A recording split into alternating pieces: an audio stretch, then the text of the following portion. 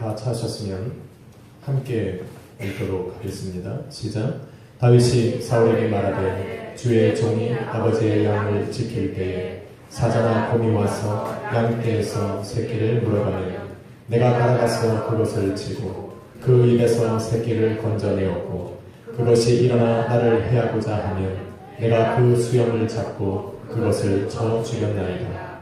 주의 종이 사자와 곰도 쳤은즉 살아계시는 하나님의 군대를 모욕한 이 할례 받지 않은 블레셋 사람이리까 그가 그 짐승의 하나와 같이 되리이다. 또 다윗이 이르되 여호와께서 나를 사자의 발톱과 곰의 발톱에서 건져내셨은즉 나를 이 블레셋 사람의 손에서도 건져내시리이다. 사울이 다윗에게 이르되 가라, 여호와께서 너와 함께 계시기를 원하노라. 아멘. 한번 따라하겠습니다. 다윗의 등장. 금요일은 저희가 골리앗의 등장에 대해서 알아봤습니다. 오늘은 다윗의 등장이라는 제목으로 은혜를 함께 나누고자 합니다. 이제 몇 분들하고 인사합시다. 잘 오셨습니다. 할렐루야. 한 번 더 인사합시다. 좋은 일이 시작되었습니다. 여러분의 삶 속에 하나님께서 좋은 일을 시작하셨으리라 믿습니다. 성경은 하나님을 의지하는 사람들에게 권고하여 이르기를 내 시작은 미약하였으나 내 나중은 심히 창대할 것이라고 말씀하셨습니다. 이 말에 가장 적합한 사람을 성경에서 찾는다면 저는 다윗을 찾을 수가 있습니다. 다윗은 8형제 중에 막내로 태어났습니다. 한참 교육을 받고 귀염을 받아야 될 그 나이에 아버지의 양들을 이끌고 들판으로 나가야 하는 그러한 어린 소년의 시절을 보냈습니다. 그렇게 들판에서 양을 치는 가운데에 자기의 생명을 자기 스스로 지켜야 했고 자기에게 주어진 아버지의 양들은 생명을 책임져야 하는 무거운 짐까지 그 어린 나이에 감당해야 했습니다. 또한 사무엘이 자신의 아버지의 집에 왔을 때 왕을 세우기 위한 기름을 부은 그 자리에서 유독 다윗만큼은 외면당하는 그러한 인생을 살았던 사람이 바로 다윗입니다. 하나님께서는 그런 다윗을 눈여겨보셨고 이제는 그를 당신의 마음에 합한 자로 여기셨고 이제는 그를 이스라엘의 역사 속에 등장시키기로 작정하신 것입니다. 하나님께서 다윗을 이스라엘 역사 속에 나타내시고 등장시키시기 위해선 다윗에게 걸맞는 한 사람을 먼저 그 앞에 세워놓으신 겁니다. 그가 바로 우리가 금요일날 나눴던 바로 골리앗입니다. 골리앗에 대해서 우리는 이미 배웠습니다. 그는 키가 3m가 넘습니다. 그가 입은 갑옷과 그가 들은 창의 무게만 합쳐도 80kg가 넘는 그 어마어마한 무게를 감당하고 전쟁에서 싸울 만큼 그는 강대한 힘을 가졌습니다. 그 골리앗이 지금 사울과 이스라엘 민족 앞에 서 있는 겁니다. 하지만 그 골리앗이 사울과 이스라엘 민족을 위해서 하나님이 등장시키신 것은 아닙니다. 그렇기 때문에 그 골리앗과 맞서서 싸울 수 있는 사람은 사울도 아니었고 이스라엘 민족 중에는 그 어느 누구도 없었습니다. 모든 사람이 두려워하고 모든 사람이 겁을 먹고 도망치고 모든 사람이 포기할 수밖에 없는 그러한 상황 속에서 하나님은 드디어 당신이 택하신 그 소년 다윗을 그들 앞에 등장시키신 겁니다. 사울과 이스라엘은 골리앗을 상대하기 위해서 골리앗보다 더 강하고 용감한 사람을 찾으면서 기다렸습니다. 40 밤낮을 골리앗이 나와서 이스라엘을 모독하고 하나님을 모독하는 그러한 가운데서 이스라엘은 잠잠했습니다. 저 골리앗과 맞서 싸울 수 있는 그 한 사람을 기다리고 있었습니다. 골리앗은 자신과 싸워서 이길 수 있는 그 한 사람을 내어보내라고 그렇게 소리치고 있을 때 이스라엘 민족들의 마음속에서는, 사울의 마음속에서는 저 골리앗과 싸워서 이길 수 있는, 저 골리앗보다 더 힘이 세고 강력한 그 한 사람을 기다리고 있었습니다. 그런데 그러한 사람들의 기대와는 정반대로 하나님께서는 다윗을 등장시키신 겁니다. 골리앗보다 더 덩치는 크고 키는 크지 않아도 최소한 골리앗과 상대할 수 있을 만한 자격을 갖춘 사람을 기다리고 있었는데, 그들 앞에 등장한 다윗은 그들의 기대에는 턱없이 부족한 사람이었습니다. 사무엘상 16장 12절에 보니 그는 빛이 붉고 눈이 빼어나고 얼굴이 beautiful,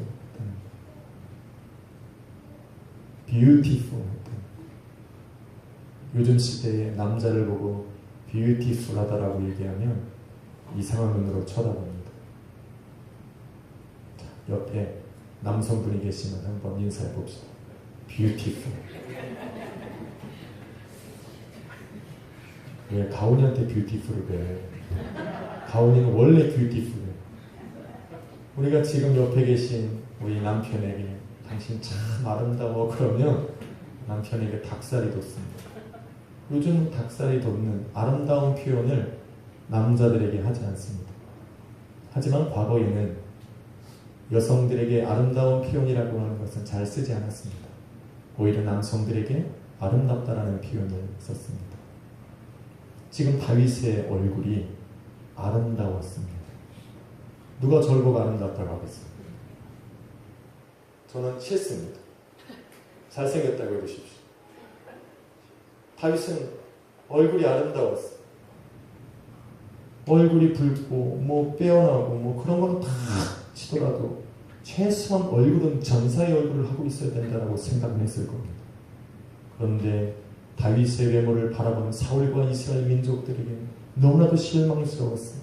다윗의 얼굴이 전사의 얼굴이 아니라 beautiful했어요. 그는 아마도 양을 치는 것이 어울리는 사람이었을 겁니다.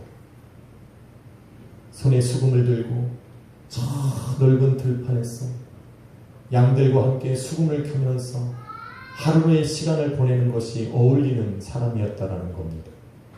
그런 그가 지금 사울과 이스라엘 군대 앞에 등장한 겁니다.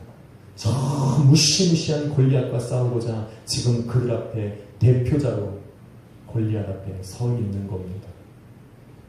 누가 그를 반기고 누가 그가 골리앗과 싸워서 이길 것이라고 믿음을 가진 사람들이 누가 있었겠냐는 겁니다. 아무도 없습니다. 그러기에 하나님께서는 그 다윗을 세상 사람들의 생각과 경험과 상식으로 이해할 수 없는 그 다윗을 그들 앞에 내어 세우심으로 말미암았습니다. 그를 통해 하나님의 위대하심과 하나님의 능력을 드러내시기로 작정하신 것입니다. 하루는 예루살렘 성전에 소문이 돌기 시작했습니다. 어떤 소문입니까? 이스라엘 민족들을 구원할 메시아가 드디어 오셨다라는 겁니다. 그가 지금 여러분이 살고 있는 예루살렘 성전을 향하여 오고 계시다라는 소문이 예루살렘 성에 살아가는 사람들에게 들린 겁니다. 그래서 그들은 자신들의 양손에 종려나무 가지를 들었습니다. 그리고 기대했습니다. 자신들이 기다린 메시아는 애굽 땅에서 바로의 왕의 손에서 이스라엘 민족들을 구원해냈던 모세와 같은 엄청난 지도력을 가진 그 메시아를 기다렸습니다. 다윗처럼 위대한 왕권을 가지고 새 나라를 건설할 수 있는 그러한 위대한 왕은, 그런 메시아를 이스라엘 민족들은 기다리고 있었습니다. 그래서 한 사람도 빠짐없이 남녀노소를 불구하고 양손에 종려가지를 들고 예수 그리스도가 메시아로서 그 성문을 들어오기를 기다리고 있었어요. 그들의 입에는 찬송으로 가득했어요. 호산나 다윗의 자손 예수. 그렇게 모두가 예루살렘 성전에 나와서 그 예루살렘 성문을 주시하고 있을 그때에 그들 앞에 등장한 것은 허스름한 옷을 입고 나귀를 타고 등장하시는 예수 그리스도의 모습이었다는 겁니다. 예루살렘 성 안으로 나귀를 타고 들어오시는 예수님의 모습은 백마를 타고 큰 권세와 능력과 힘으로 자신들을 저 로마의 손에서 건져낼 수 있는 위대한 왕으로 등장하실 것이라고 하는 그 메시아의 모습과는 전혀 다른, 그런 그들의 기대와는 전혀 다른 모습을 하고 찾아오는 모습이었습니다. 그렇기 때문에 예수님께서 입성하실 때 호산나 찬송을 부르고 종려나무를 그 가지에 깔았던, 그 걸어오시는 길을 깔았던 그들은 이제 예수 그리스도를 향해서 비난과 조롱을, 비웃음을 던지기 시작한 겁니다. 그들의 기도가 어느 순간 분노로 변하기 시작했어요. 그래서 예수 그리스도를 향하여서 저를 십자가에 못 박으라고 소치기 시작했어요. 십자가를 짊어지고 골고다 언덕으로 올라가서 십자가에 달리신 예수 그리스도를 바라보면서 그들은 하나같이 소리를 질렀어요. 십자가에서 내려가! 그리고 너를 구원해보라. 분노했어요. 자신들의 기대에 맞지 않는다고 사람들은 손가락질하기 시작한 겁니다. 지금 이 모습이 바로 골리앗 앞에 자신들을 대파하여 선 다윗을 바라보면서 다윗을 비난하고 조롱했던 사울과 이스라엘 사람들의 모습인 것입니다. 사람들이 기대에 못 미치면 늘 사람들은 분노가 차오릅니다.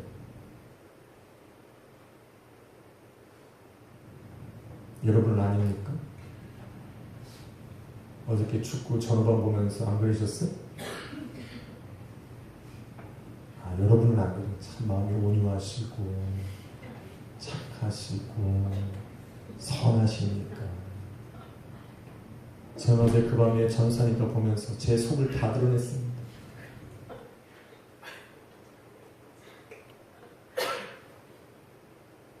그래서 저보다 우리 전사님이 좀 나아요. 한마디 했어요. 냅둬.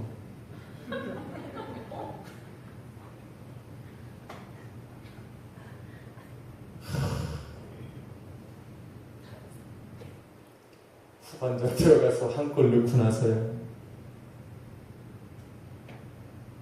주일이 기다려졌습니다.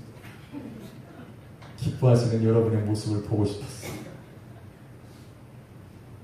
사람들은 자신의 기대에 못 미치면 그 사람들을 향해서 분노를 일으킵니다. 심지어 다윗의 형들도 다윗을 향해서 비난하기 시작했습니다.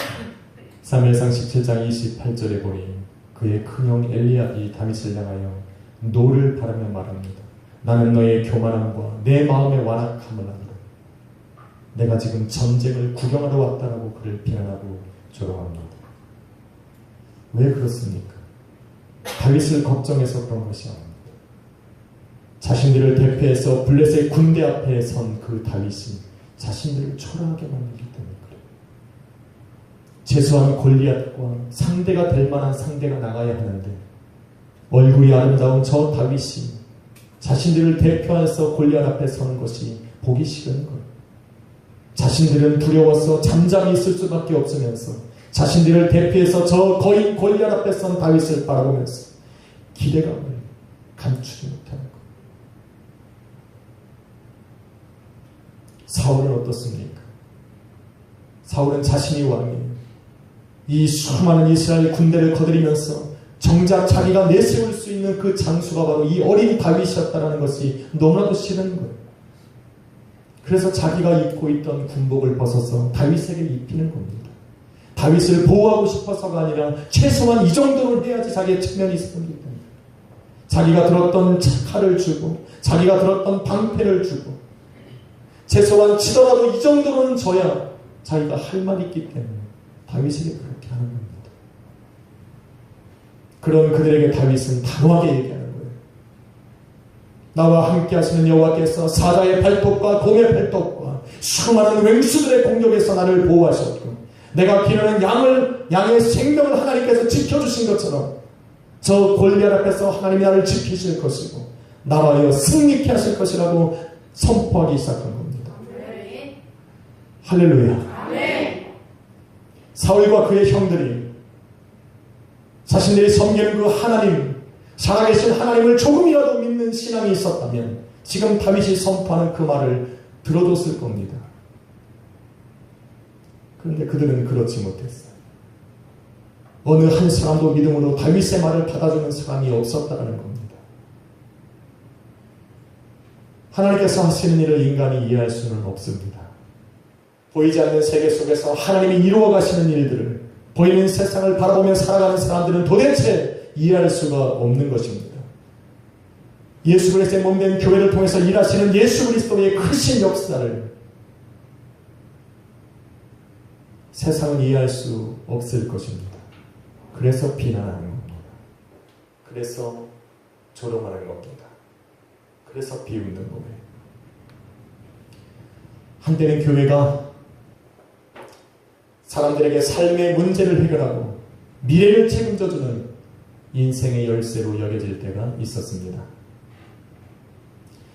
제가 초등학교 다닐 때만 해도 교회만 나가면 다 된다라고 믿어질 때였습니다. 저희 부모님도 그 앞에 가서 예배를 드리는 분들이었습니다. 저도 그때는 어린 나이였고 황혜정 집사님이 주일학교 선생님이었습니다. 지금 이런 영상이 어디 있습니까? 밤만 되면 다윗과 그때 전 기억해요. 다윗과 골리앗 그때 처음 들었어요.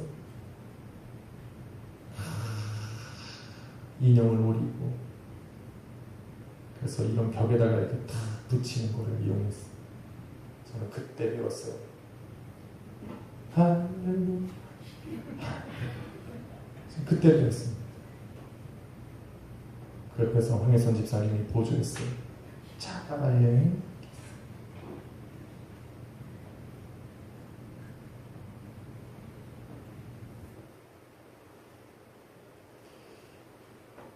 문제가 생기면 교회로 달려갔고 주님 앞에 무릎을 꿇고 믿음으로 기도하면 하나님이 응답하실 것이라는 확신과 믿음을 가지고 살아갈 때가 있었다는 겁니다.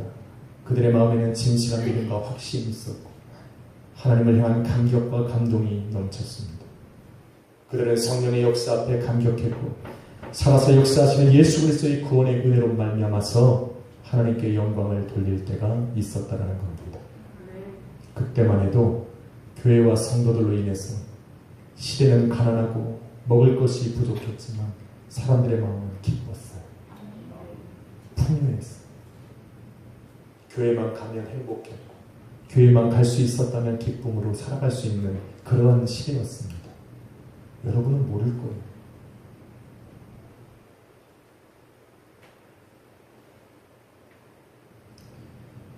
그래서 교회와 성도가 신앙으로 세상에 선포하는 그 신앙과 믿음, 복음, 그것으로 세상은 희망을 갖고 살아갈 때가 있었다는 겁니다. 그랬던 세상이 지금은 교회와 성도를 향해서 비난하고 조롱의 말을 내뱉습니다. 기도만 하면 다 되냐는 겁니다. 예배만 드리면 인생의 문제가 해결되냐는 겁니다. 하나님이 계신데 세상이 이 모양으로 변해가는고요. 교회를 향해서 비난의 손가락질을 하고 있습니다. 왜 그렇습니까? 교회를 통해 위대한 일을 행하시고 계획하시고 이루어가시는 하나님의 일을 모르기 때문에 그래요. 그런데 다윗을 비난하던 사울과 이스라엘 민족처럼 십자가에 오르시기 위해서 나귀를 타고 예루살렘 성에 입성하셨던 그 예수님을 바라보면서 비난하고 조롱했던 이스라엘 민족들처럼 교회를 통해서 일하시는 하나님의 역사를 성도를 통해서 하나님께서 계획하신 일들을 진행시켜 나가는 것을 모르는 그 사람들은 교회를 향하여 비난의 말들을 내뱉기 시작하는 겁니다. 그런데 어느 순간 그러한 삶 속에 살아가던 교회가 교회를 비난하기 시작합니다. 하나님의 자녀된 성도들이 성도를 향해서 책망하고 욕하기 시작한 겁니다. 다윗을 바라보던 사울과 이스라엘 민족과 심지어 그의 형들조차 다윗을 비난하고 조롱했던 것처럼 이 시대의 교회가 교회를 향하여서 악한 말을 내뱉기 시작합니다. 교회가 교회에게 자라나기 시작하고 교회가 교회보다 높아지기를 원하는 그 시대를 살아가게 된 겁니다. 그렇게 교회가 교회를 무너뜨리고 성도가 성도를 죽이고 있는 동안에 마귀는 세상을 자신들의 소유로 삼아버린 겁니다. 마귀가 다스리는 세상은 더욱 힘을 얻었습니다. 교회를 향한 비난의 소리가 더욱더 거세지고 교회를 향한 핍박과 성도를 향한 핍박이 더욱더 거세지기 시작했습니다. 그래서 지금은 성도들이 세상 앞에 담대하게 나는 하나님의 자녀라는 말을 못합니다. 나는 예수 그리스도를 믿는 성도고 나는 예수 그리스도의 몸된 교회가 되었다라고 자신 있게 얘기하지 못하는 시대가 도래한 겁니다. 누구의 잘못이라고 얘기합니까? 한번 물어보십시오. 누구의 잘못입니까? 교회를 핍박하고 조롱하는 세상의 잘못입니까? 아니면 그런 상황 속에서 예수 그리스도의 사랑과 능력을 잃어버린 교회의 잘못입니까? 아무 잘못도 아니에요. 누구 잘못입니까? 모르는 거예요. 모르는 겁니다. 교회를 통해 일하시는 하나님의 역사를 모르는 겁니다. 저 성도를 향해서 일하시는 저 하나님, 저 성도의 인생을 이끌어가시는 하나님의 계획을 모르기 때문에 저 성도를 비난하고 조롱하는 겁니다. 당신의 몸된 교회를 위해서 오늘도 살아서 역사하시는 그 예수 그리스도의 능력을 모르기 때문에 비난하는 겁니다. 그래서 우리는 그 비난의 소리에 맞장구 칠 필요가 없습니다. 다윗은 그들에게 맞장구 치지 않았어요. 오히려 그들에게 말했죠. 오늘도 나를 지켜주셨던 그 하나님께서 나로 하여금 이 전쟁에서 승리케 하실 거라고 얘기했습니다. 사람들은 보이는 것으로 비난하고 조롱할 때 다윗은 보이지 아니하시는 하나님의 이름을 높인 겁니다. 오늘 이 시대의 교회와 성도가 해야 될 일이 바로 이겁니다. 우리는 비난하는 세상을 향해서 우리 또한 세상을 비난하면 안 돼요. 변해가는 세상 속에서 우리 또한 세상을 향하여 비난하면 안 돼요. 교회가 해야 될 일은 오늘 다윗이 한 것처럼 바로 하나님을 드러내야 됩니다. 아멘. 세상 앞에 살아계신 그 하나님의 능력과 권세를 보여줘야 되는 거예요. 사울과 이스라엘 민족이 그렇게 골리앗보다 더 강한 용사가 나서주기를 바랄 그때에 하나님께서 그들 앞에 등장시킨 사람이 바로 다윗이었습니다. 바로 그 다윗만이 그 일을 할 수 있기 때문에 그래요. 이 시대 속에, 이 세상 속에 예수 그리스도의 이름을, 그 복음을, 십자가를 증거할 수 있는 사람들이 바로 교회고 성도밖에 없기 때문에 하나님은 오늘 이 시대에 당신의 교회를 등장시키신 겁니다. 아멘. 그는 소년이었습니다.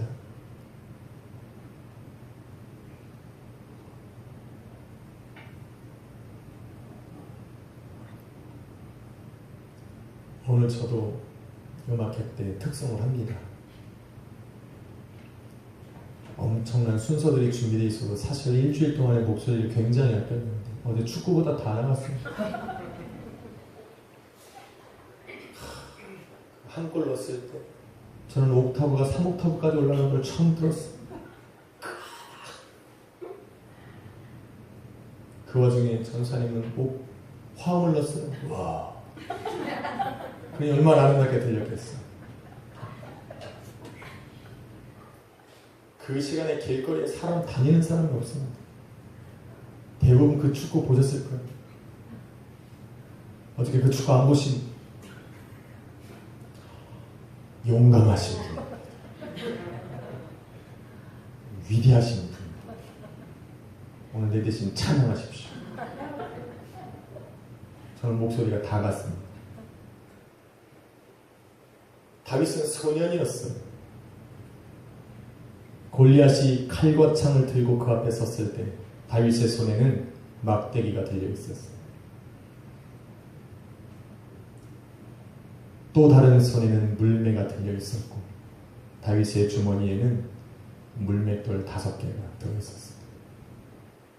도대체 이걸 갖고 뭘 할 수 있는지 모르겠지만 아무튼 다윗은 그걸 가지고 나간 겁니다.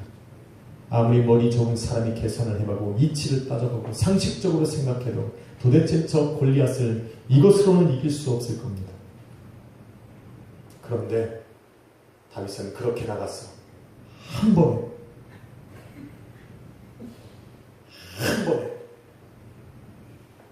골리앗의 이마를 팍 맞춰서 쓰러뜨린 겁니다. 할렐루야. 아멘. 어떤 분이 이걸 설교하면서 그래요. 다윗이 쫙 해서 딱 던지는 순간 천사가 그 돌멩이를 잡았대. 그래가지고 쫙 가서 여기 앞에 서 있는 골리앗의 이마에다가 탁 던지셨대. 타당한 이야기입니다. 근데 저는 그렇게 생각하지 않았어요. 저는 다윗이 던졌어요. 골리앗이 가서 맞은 것 같아요. 아니 다윗은 신경 쓰지 않았다니. 다윗은 던졌어요. 그냥 명중하려고 심각하겠다는 표현이 없잖아요. 다윗은 돌렸고 던졌고 골리앗이 가서 맞은 거죠. 오늘날 교회와 성도는 복음을 증거하는데 저 사람에게 증거해야겠다, 저 사람에게 해야겠다, 쟤는 믿을 것 같으니까 전도합니까? 그런 거 없어요. 교회는 세상에 선포하는 겁니다. 마치 좋은 씨앗을 뿌리듯 예수 그리스도의 복음을 뿌리는 거예요. 아멘. 그럴 것 같죠? 할렐루야. 골리앗이 와서 맞아요. 여러분은 문제를 해결할 해답을 찾을 필요가 없이 기도하면 되는 거예요. 아멘. 그것을 응답하시는 분은 하나님이시죠. 아멘. 다윗을 지금 이스라엘 민족 앞에 세운 것도 하나님이신데 그 돌멩이 앞에 안 갖다 놓겠어? 여러분은 걱정할 거 없어요. 던지면 돼요. 아멘. 이건 제 신앙이라고. 믿으시면 여러분도 그런 삶을 사는 거고. 아멘. 할렐루야. 아멘. 안 믿으면 여러분은 고민해야 돼요. 아마 생각하다가 끝날 거예요. 왜? 골리앗의 머리에는 노트구가 씌어져 있거든.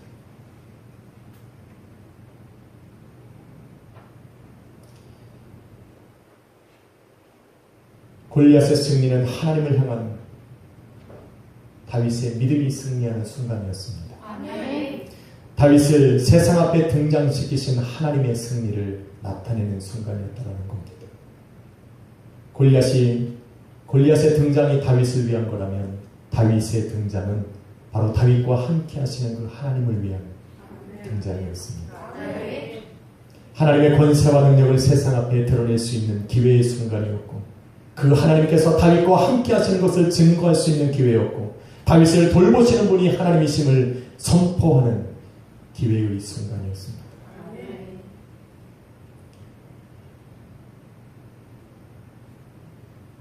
바로 교회를 통해 교회의 머리 대신 예수 그리스도를 증거하기 위해서,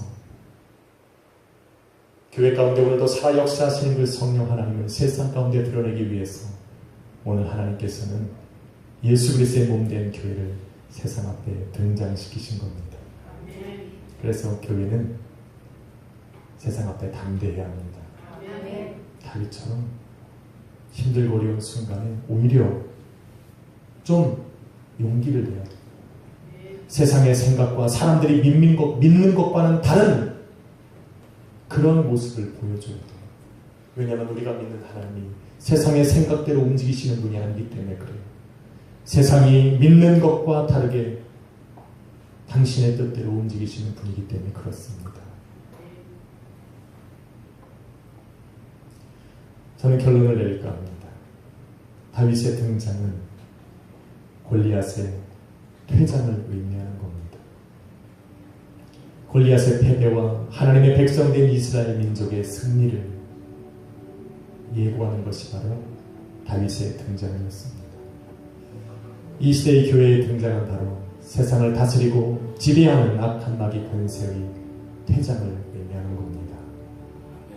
십자가에서 이루신 하나님의 나라가 이 땅에 도래 있음을 선포하는 순간이 바로 교회가 세워지는 그 시간입니다. 그렇기 때문에 교회가 세워지는 곳마다 어둠의 권세는 떠나가는 겁니다.